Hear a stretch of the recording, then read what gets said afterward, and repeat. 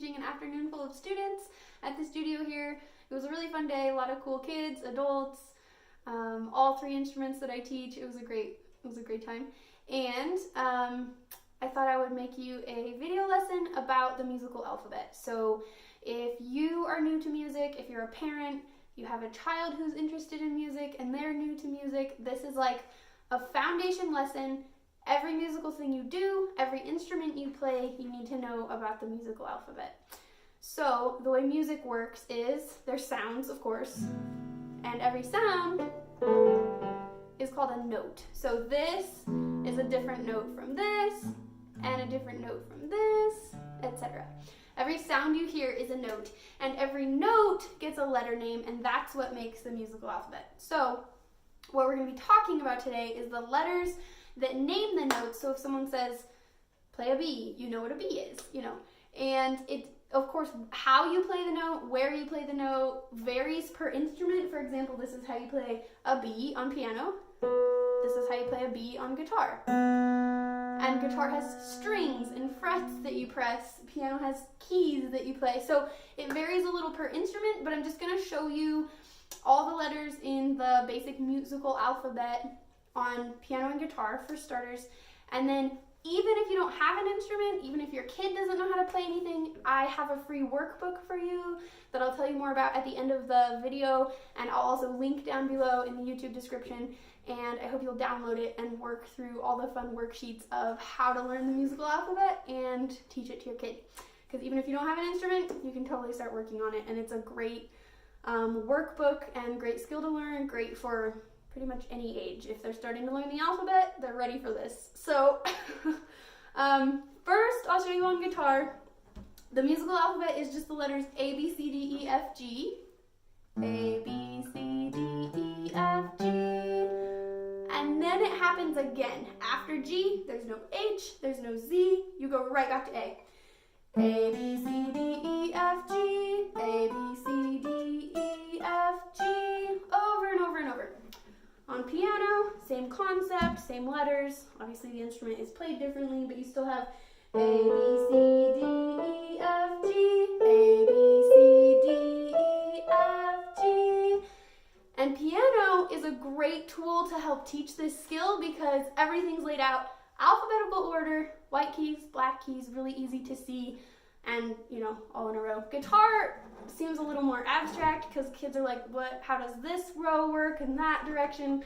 There's a lot more to keep track of. So in that workbook I was telling you about, there will be a page with a piano image on it, and you guys can fill in the letters and you can see how the keys all go in order.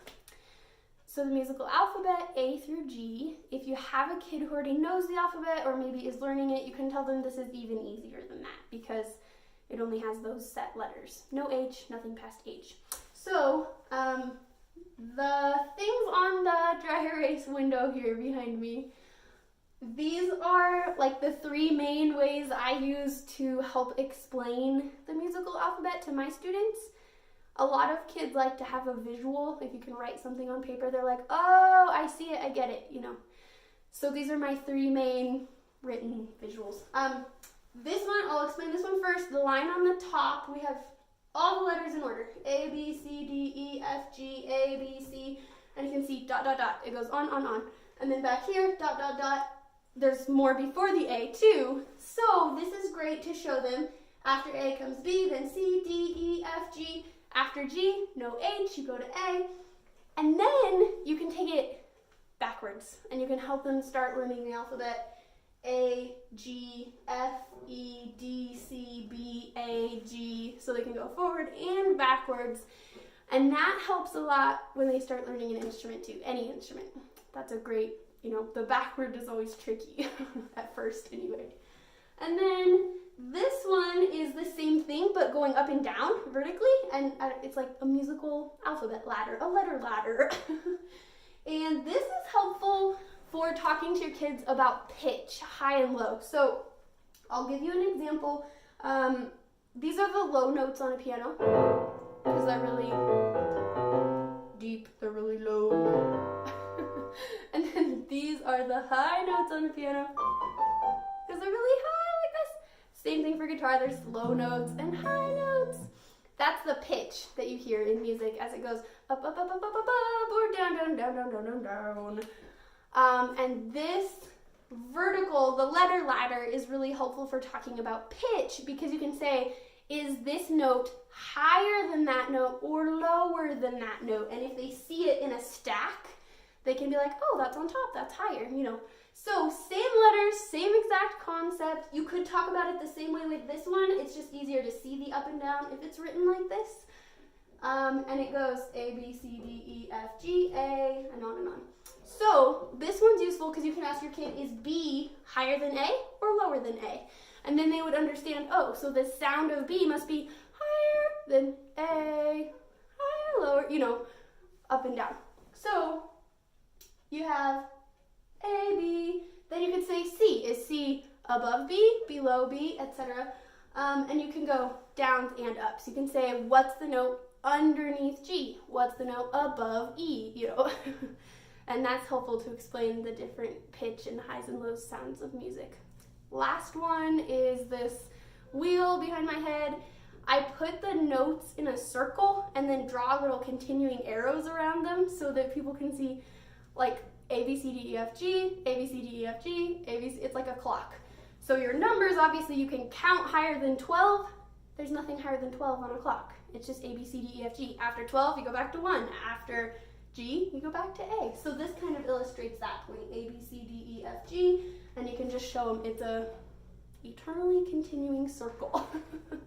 So explain sound to your kids. Explain notes, that every note gets a name, that there's high and low, and you don't have to have any musical skills or background or even instruments on hand if you just relate this to the alphabet that they're already learning, and use your voice. Just sing, say hi, low, you know.